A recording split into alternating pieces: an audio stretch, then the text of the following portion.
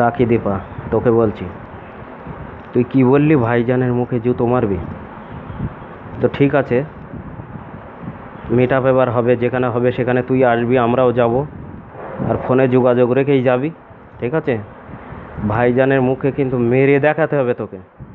Video করে যখন বললি মেরে কিন্তু দেখাতে হবে, নইলে আমরা কিন্তু ছাড়বো না।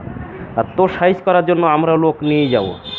এটা ভাবিস না যে তোকে কেউ কিছু বলবে না, ঠিক আছে? যেভাবে হোক আমরাও লোকজন নিয়ে যাব, আমরা তো তোর কিছু বলতে পারবো না। তুই হয়তো মুখে জুতো মারতে পারিস, আমরা তোর মুখে জুতো মারতে পারবো না। তা তোর মারার জন্য আমরা লোক নিয়ে যাব, ঠিক আছে?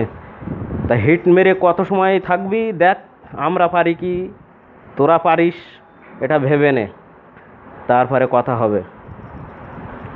এখনও ভিডিও করে ক্ষমা চা, না হলে তোকে ছাড়া নেই। তুই তো এমনি মরবি, কিন্তু কিভাবে মরবি তো বলতে পারবো না।